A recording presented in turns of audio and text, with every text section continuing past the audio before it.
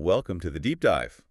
Today, we're plunging into, well, a really fascinating market, and frankly, a bit of a paradoxical one.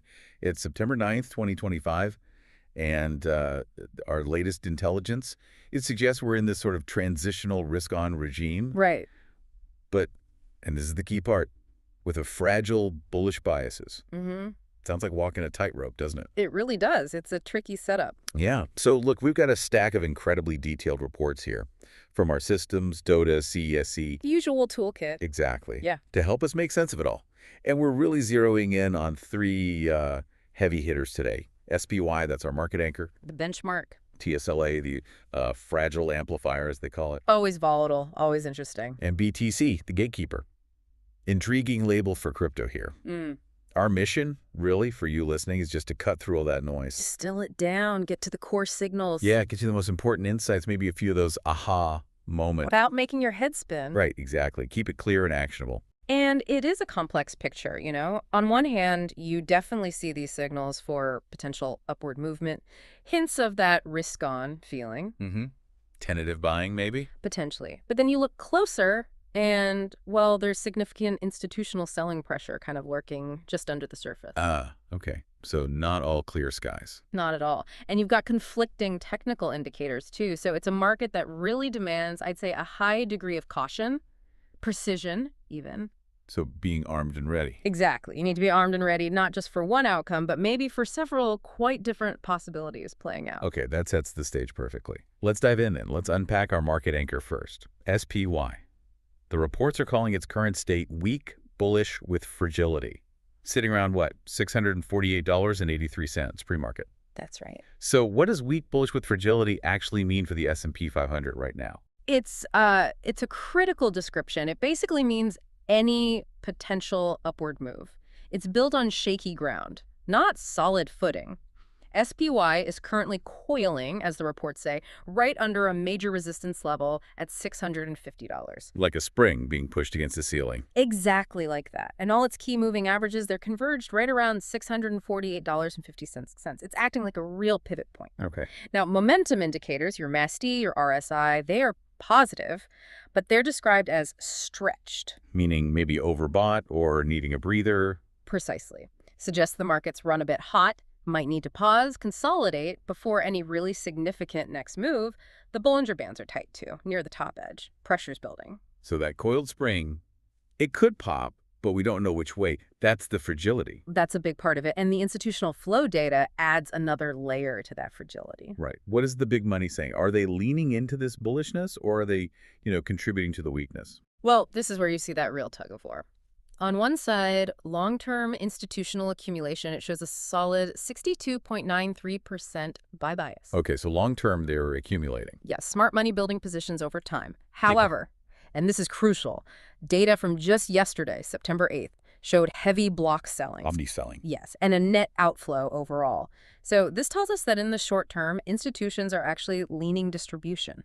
Meaning taking profits, hedging. Could be both. Essentially, they're selling into recent strength or maybe just this consolidation phase. It directly fuels that fragility in the bullish outlook. Long-term buys, yes, but immediate term, more defensive. Got it. Okay, now the options market. This always adds some spice, especially with SPY. It's described as a pinned magnet. Mm-hmm. You've got strong call volume, particularly that $650 strike, suggests upside bets. But then you also mentioned a heavy put skew in the overall open interest. What's going on there? Seems contradictory. It is. It's a fascinating dynamic. The pinned magnet idea really comes down to how the options dealers are positioned. In this case, they are short gamma between $648 and $652. Short gamma, meaning they have to trade against the direction of the market move. Buy high, sell low. Effectively, yes. To stay hedged, it amplifies moves. So if SPY manages to breach $650 and crucially hold it, Then what happens? that short gamma could trigger what the reports call forced buy triggers, specifically at $648, $652, and $655. It could really accelerate the upside move. Like adding fuel to the fire. Exactly. But, and here's the other side, that heavy put skew With an open interest put-call ratio of 2.51, that's quite high. So lots more puts open relative to calls. Right. It signals that many institutions still hold significant long-term hedges. They're prepared for, or at least guarding against, a potential downturn, even while shorter-term traders are buying calls. Shows that mixed sentiment perfectly. Okay, really complex picture for SPY. So boiling it down for our listener, what are the actionable takeaways? What are the absolute key levels to watch? The main plan coming out of the analysis is basically patience. Wait for a sustained break above $650. That's the confirmation signal. And if we get that? Then you could consider long calls, maybe targeting the $652 to $654 range. That would signal the spring has finally broken upwards with some force. Okay, and the downside? Conversely, if SPY rejects $650, tries to break it but fails, and then drops below $647.20, then a put strategy, maybe targeting the $644 zone, becomes the favorite play. That's a clear sign of weakness taking over. And is there a sort of danger zone level? Yes. Critically, a breakdown below $640 would invalidate this entire weak bullish structure we're talking about. That would be a major red flag. Got it. Any specific trade ideas mentioned? Yeah, Dotus, for example, recommends a specific play, buying a 652 call for today, September 9th. If SPY holds above $648 and you see strong pre-market volume over 5 million shares, that volume is the confirmation cue. Okay, clear levels, clear triggers for SPY. Now let's pivot. Let's talk TSLA, affectionately called the fragile amplifier. Currently around $346.40 pre-market. And the biases here are, well, all over the place. Yeah. Neutral, bullish, neutral, even outright bearish in some reports. Why such a split decision on TSLA right now? Well, TSLA lives up to that amplifier name, doesn't it? It tends to exaggerate moves, and right now it's very much coiled in a Bollinger Squeeze. Another coiled spring. Another one, yes. Think of a pressure cooker building steam. The price is tightly compressed within its Bollinger Bands, lots of energy potentially building up. But the technicals aren't giving much direction. Not really. RSI is described as dead center neutral. MISI-D is flat. Just no strong trend momentum either way. It really feels like the market's holding its breath on TSLA, waiting for some kind of catalyst. More so than SPY, maybe. Less conviction. I'd say so, yeah. Less underlying conviction, which leads to that neutral with a downside lean diagnosis in some of our systems. Okay. And the institutional money flow for TSLA. We heard about big buys earlier in September. What's the latest? Yeah, that's another source of the mixed signals. There were large buy flows earlier in the month. But then crucially, as one report puts it, institutional flows have recently flipped to net selling. Flipped, so they're selling now. Net selling, yes. There was a net outflow of about negative $0.89 billion just yesterday. Wow, that's a significant shift. What does that tell us? It creates this really fascinating contradiction because long-term, institutions still show a hefty 70% buy biases. They believe in the story over time. Right. But their short-term actions, definitely defensive. They're not chasing it here. And you're not seeing signs of a short squeeze either. Days to cover is very low, just 1.0. Meaning short sellers aren't feeling the heat to buy back shares quickly. Exactly. So while there's underlying support and belief, the immediate sentiment is shaky. Price is also bumping up against resistance. An upper cost cluster around $346 to $352 makes upward progress a real battle right now. Okay, let's talk TSLA options, described as coiled, cheap, and range-bound. Implied volatility, 4, is relatively cheap, 14th percentile. Low for TSLA historically. But then it also says options are modestly overpriced relative to actual TSLA movement. How can both things be true? Cheap the Tom, but overpriced options. Yeah, that sounds confusing, but it comes back to that pressure cooker state.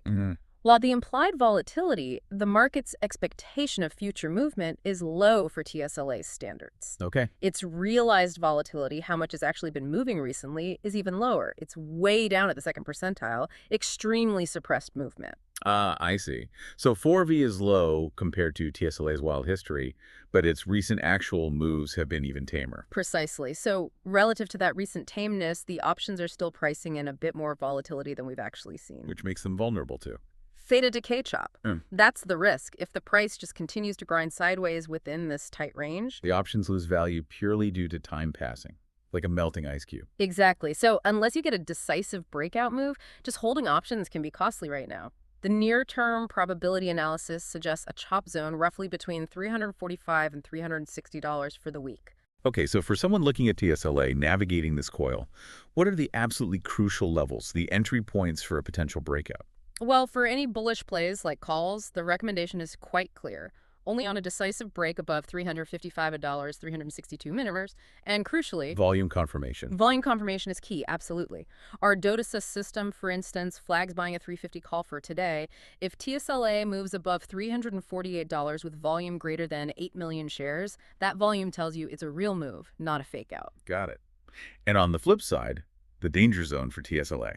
A breakdown below $338 could trigger accelerated downside. That's seen as a really critical level. A move below there could send it towards the $335 to $330 zone pretty quickly. $338 is the key trigger for a potential bearish reversal. And how does this fit into a broader portfolio context? Our CSSE model, which looks at risk-adjusted allocations, currently suggests about a 25% weighting to TSLA.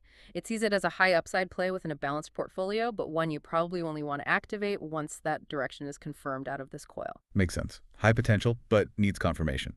Okay, finally, let's turn to BTC. Specifically, the Grayscale Bitcoin Mini Trust ETFs and the spot price. ETF around $49.65, spot near $112,940. Labeled neutral bearish, and also coiled, seem to be a theme today. Coiled at ETF 50 spot 113K. Why is BTC being called the gatekeeper here? It's called the gatekeeper because of its kind of unique role. It acts as both an indicator of wider risk appetite, you know, how bullish people are feeling generally. Right, risk on, risk off barometer. Exactly. And it's also a destination itself for institutional money, especially through these ETFs. Okay, and what are the flows telling us in BTC? It's another mixed bag, actually. We're seeing a slight net outflow bias, but it seems driven by small lot selling. Suggesting retail investors might be selling off a bit. That's the interpretation, yeah. Retail pressure. Yeah. But interestingly, institutions aren't aggressively dumping. The data shows they have long-term confidence and are often seen buying the dips. So another tug-of-war. Retail selling, institutions holding or buying dips. Pretty much. It creates this standoff right around that $113,000 spot price, or the $50 level for the ETF. Those are seen as the next real directional battle zones. Short-term technicals are leaning bearish, partly due to a recent 2150-day moving average crossover, which weighs on momentum. But that institutional behavior hints at underlying resilience. Okay, retail selling, institutions holding. Now, the options market for the BTC ETF. You mentioned something really interesting earlier. Bullish skew with extremely cheap implied volatility. Extremely cheap IV for Bitcoin. That sounds almost wrong. Isn't it usually super volatile? It usually is, and that's what makes the setup so potentially compelling right now. The options market for the ETF shows that bullish skew, meaning call options, are in higher demand or more expensive than puts relative to their theoretical value. Okay, people betting on upside. Yes, and yet the overall level of implied volatility is extremely cheap. It's literally at the first percentile. Wow, rock bottom. Historically rock bottom. And this combination makes long options exposure potentially very attractive as a convexity play. Convexity, meaning a small premium for potentially a very large asymmetric payout if it moves significantly. Exactly. You could see a disproportionately large return if there's a big upward move simply because you're buying that potential upside exposure at a historically very low price. Call buyers seem concentrated up at the $54, $56 strikes, even with this current neutral bearish bias overall. Suggests some are betting it holds a range, maybe $45, $55 into the September 19th expiry. Okay, fascinating setup in BTC options. Cheap for, bullish skew, despite a neutral bearish immediate outlook. So what are the key levels and strategies for navigating BTC right now? Hedging or playing for a breakout? Well, given the fragility elsewhere, the plan leans towards protection first. It suggests a put hedge if BTC spot decisively falls below $110,000, or if the ETF breaks below $47.50. Using puts to protect the portfolio. Exactly. Our DOTA system actually flags buying a 47 put for the September 19th expiry if spot falls below $55,000, seeing that as a critical trigger for a potential broader risk-off shift across market. Okay, that's the downside protection. What about upside? On the other hand, there's a contingency bullish trigger. That would be a confirmed breakout above $113,500 for spot and above $50.50 for the ETF. That could signal the coil is breaking upwards. And in the portfolio context, how much BTC? CSE's model currently allocates 35% to the BTC ETF. It views it as a leading growth component. especially given this interesting options market setup. It provides diversification and that growth potential within the overall portfolio. Okay, great breakdown of the individual assets. SPY, TSLA, BTC, all coiled, all with their own nuances. So let's put it all together now. We've looked at them individually. What does it mean when we synthesize these insights? How do we actually navigate this transitional risk-on regime with a fragile bullish biases? What's the overall game plan? The overarching strategy that emerges is really about precision and protection. It's about trying to capture SPY and TSLA upside convexity, meaning benefiting from potential sharp upward moves. Right, if they break out of their coils. Exactly. But, and this is critical, only on confirmed breakouts, no jumping the gun. And crucially, doing so while being hedged with BTC puts. So using those potentially cheap BTC puts as portfolio insurance. That's the idea. It's about surgical entries on the long side for SPY and TSLA if they confirm, but having that BTC put hedge in place to protect against a broader market downturn or a failure of those breakouts. The market's overall health, based on our combined indicators, is still just mixed. Only 2 out of 4 primary bullish signals are active. So definitely not an all-in type of market. Absolutely not. Not a market for aggressive, unhedged, long positioning. It requires a more tactical approach. And our CAS-C model, which focuses on that risk-adjusted allocation, reflects this. It proposes a specific weighting right now. 40% SPY is the stable core. The anchor. The anchor, yes, providing broad market exposure. Then 35% to the BTC ETF for that leading growth potential we discussed, and 25% allocated to TSLA for its high upside potential, again, once it confirms its direction. So 40% SPY, 35% BTC ETF, 25% TSLA. That's the CSC suggestion. That's the current suggested balance. It's designed to seek growth, but explicitly builds in resilience against this market fragility. And that allocation isn't static. It would be rebalanced if our internal risk-reward score shifts significantly, say, by more than 10%. Makes sense. Dynamic allocation. Now, risk management. You stressed caution. In a fragile market like this, what are the absolute non-negotiables? The hard stops, the position sizing rules people need to stick to. Yeah, absolutely critical. The rules laid out are very clear. First, total options exposure across the whole portfolio should be capped, limited to 25% of your portfolio. Keeps the speculation contained. Exactly, keeps it in check. Second, individual position risk. This means per trade, you should never risk more than 2% of your total portfolio. Can you give an example? Sure. If you have say, a $1,000 portfolio, that's a maximum potential loss of $50 on any single trade setup. If the trade goes against you, that's your max pain point. Okay. And for options specifically? For options, because they can move fast, there's a tighter rule. An automatic exit at 50% premium loss. If the option you bought loses half its value, you cut it. No questions asked. Disciplined exit. Very disciplined.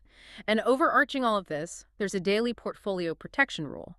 A 1.5% total portfolio loss is your hard stop for the entire day's trading activities. If you hit that, you stop, reassess.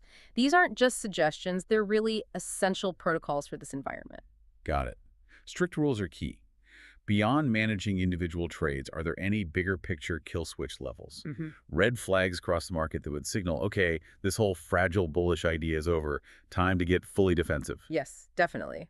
There are a few key market-wide indicators to watch. First, keep a very close eye on the VIX, the volatility index. A fear gauge. Right. If the VIX spikes above 18, that's considered a major warning sign. The recommendation is immediate full hedging across the board if that happens. Okay, VIX above 18 equals danger. What else? For SPY specifically, that level we talked about earlier, a breakdown below $640, that would invalidate the entire bullish structure we've been discussing. It suggests a much deeper correction could be underway. And for TSLA? For TSLA, the critical level is $338. A failure below $338 is seen as a clear indicator of a bearish reversal specifically for that stock, which could also weigh on broader sentiment. These are the crucial thresholds that tell us the market's fragile balance has likely broken down fundamentally. And finally, timing. It's not just what you trade, but when. The execution framework is also important. How so? There's a structure. The pre-market session, 4:00 a.m. to 9:30 a.m. Eastern, that's just for monitoring, watching flows, levels. Okay. No trading yet. Right. Then the open session, 9:30 a.m. to maybe 11:30 a.m. Eastern, that's your window for potential entries, but only on those confirmed volume signals we discussed.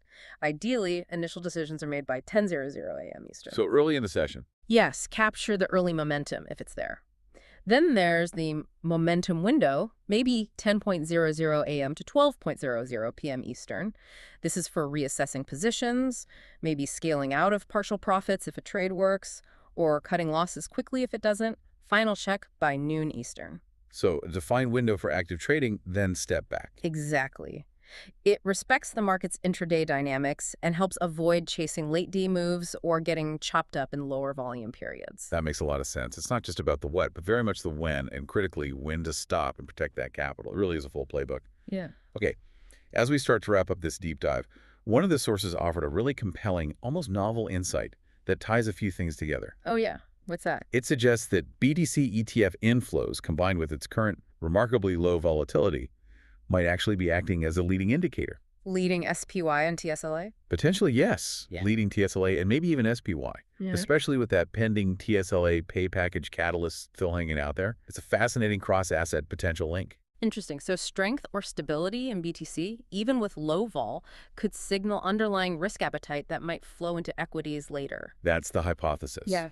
And it was even quantified slightly, suggesting a potential 5 to 7% upside over 30 days for a portfolio mix like the CSC one, if BTC holds above that $49 ETF level, could yield maybe an estimated 9% portfolio return in that scenario. Wow, that is a fascinating connection. And it really highlights how these assets, which sometimes seem disconnected, can influence each other in subtle, maybe non-traditional ways, moving beyond just simple correlations. Exactly. And it also reinforces the strategic value of using tools like options callers for SPY and TSLA in this environment. Callers, meaning buying a put for downside protection and selling a call to help finance it, capping the upside. Precisely. It defines your risk and your potential risk